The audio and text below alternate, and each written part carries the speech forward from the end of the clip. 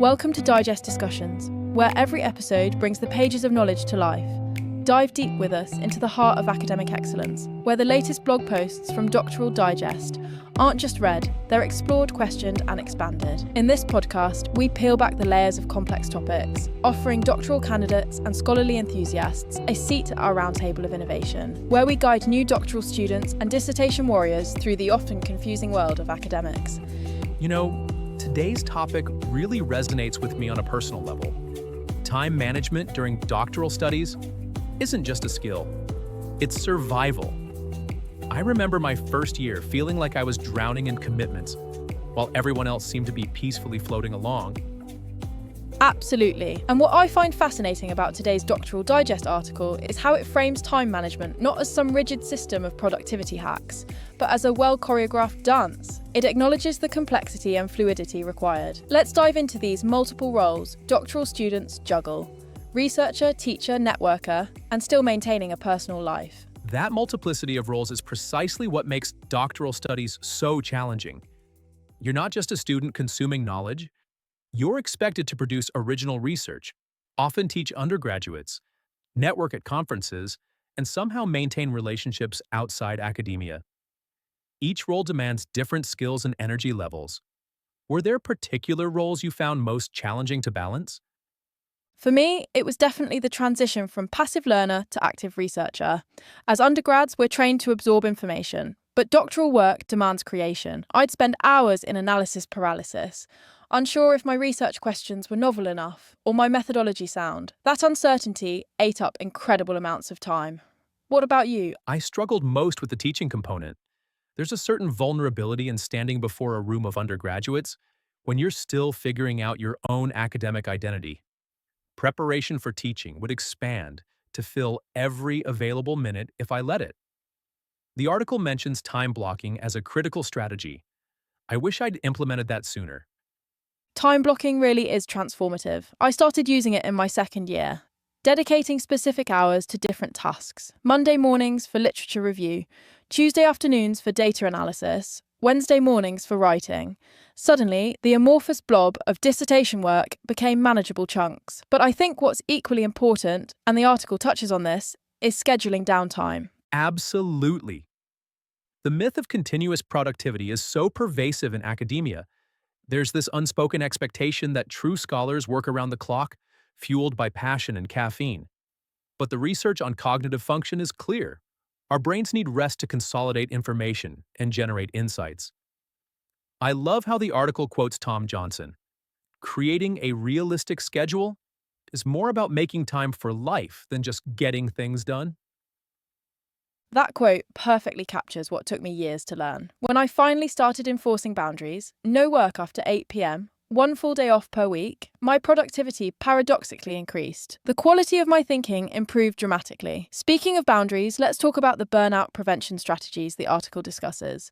Mindfulness practices, physical activity, journaling, these aren't luxuries, they're necessities. I'm particularly drawn to the section on journaling. Academia can be isolating, and the constant evaluation can trigger intense self-doubt.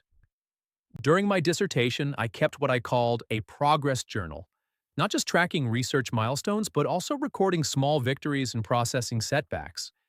It became a crucial tool for managing the emotional roller coaster of doctoral work. That's brilliant. The emotional dimension of time management often gets overlooked. We focus so much on scheduling tasks that we forget to account for the emotional labour involved in research and writing. The article mentions imposter syndrome as a significant time drain. That feeling that you don't belong or aren't smart enough to be in a doctoral programme. How did you combat those feelings? For me, it was about building community. The article's section on leveraging support systems really hit home. I joined a dissertation writing group that met weekly. Having peers who understood exactly what I was going through provided validation and practical support. We'd troubleshoot methodological challenges together, share resources, and sometimes just commiserate. That community made the journey less lonely. Community is vital. But let's also talk about the formal support systems. The article emphasises the importance of engaging with academic advisors. The advisor relationship can make or break the doctoral experience. Do you have any insights about managing that crucial relationship effectively? That's such an important point. Your advisor isn't just an academic mentor, they're a gateway to opportunities, a buffer against institutional challenges, and often your primary advocate in the department. I found scheduling regular meetings essential, even when I didn't have significant progress to report. Maintaining that connection prevented me from going too far down unproductive paths. And advisors can help with time management directly. Mine helped me distinguish between perfectionism and excellence, showing me when something was good enough to move forward. That prevented countless hours of unnecessary revisions. The article mentions this indirectly when discussing assessment of personal strengths and weaknesses in time management. Speaking of assessment, I appreciate how the article encourages students to reflect on their time management patterns. Are you a morning person or night owl? Do you work better in long, uninterrupted blocks or shorter bursts? Doctoral work offers flexibility, but without self-awareness, that flexibility can become a trap. Absolutely. I discovered I had about 4 good hours of deep thinking in me each day, usually in the morning. Once I accepted that limitation, I planned accordingly, scheduling creative work during peak hours and saving administrative tasks for the afternoon slump. The article touches on this when discussing scheduling tools and apps. Different systems work for different people. Let's talk more about those technological solutions. The article mentions Trello, Google Calendar, and Todoist. I found digital tools helpful, but sometimes the physical act of writing in a planner helped me internalize commitments better. What worked for you? I became a digital convert out of necessity. Collaborating across time zones meant I needed shared calendars and project management tools. But I agree that there's something powerful about analog planning too. I often used a combination: digital tools for team coordination and a paper journal for personal reflection and priority setting. The key is finding what works for your particular circumstances. Exactly, and circumstances change throughout the doctoral journey.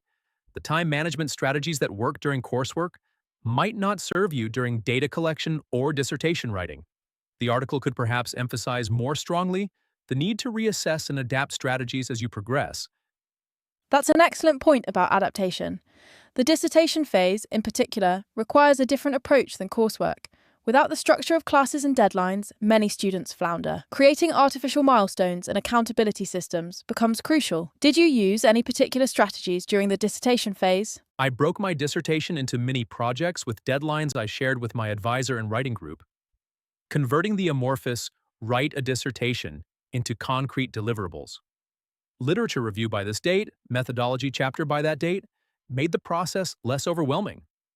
I also used visual tracking systems like a progress bar for word count or research tasks completed to maintain motivation. Visual systems can be so powerful. They provide concrete evidence of progress when the journey feels endless. The article mentions setting boundaries around work hours, which is related to this. Without the external structure of an office or classroom, doctoral students must create their own container for work. What boundaries did you find most helpful? Spatial boundaries were crucial for me, designating a specific area in my home solely for dissertation work. When I sat at that desk, my brain knew it was time to focus. I also established communication boundaries, letting friends and family know my working hours and when I'd be unavailable. But perhaps the most important boundary was with myself, learning to silence the internal voice that said I should always be working more. That internal voice, the academic superego, can be the hardest taskmaster. There's a culture of overwork in academia that the article addresses when discussing burnout prevention. I think doctoral programs could do more to model healthy work habits. When professors email at midnight or humble brag about working weekends, it normalizes unsustainable patterns. Absolutely. Institutional culture shapes individual behavior so powerfully. Some advisors explicitly discuss work-life balance with their students now, which is a positive shift. But systemic change is slow. In the meantime, doctoral students need permission to prioritize their well-being, which this article helpfully provides. Let's circle back to the assessment component. The article suggests reflecting on questions like, do you plan your day in advance? And how do you handle distractions? I found regular metacognitive reflection invaluable. Every few months, I'd assess what was working in my routine and what needed adjustment. That prevented me from continuing with ineffective strategies out of habit. That reflective practice is so important. Academia trains us to analyze texts, data, and ideas with sophistication, but we often fail to apply that analytical lens to our own work processes. The most successful doctoral students I know were those who could honestly evaluate their productivity patterns and make evidence-based adjustments.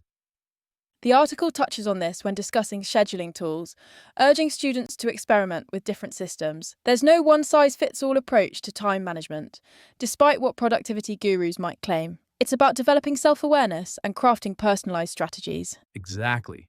And I think that's why the community aspect is so valuable, not just for emotional support, but for exposing you to different working methods.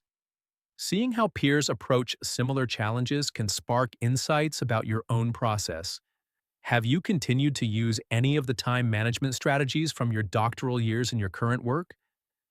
Many of them.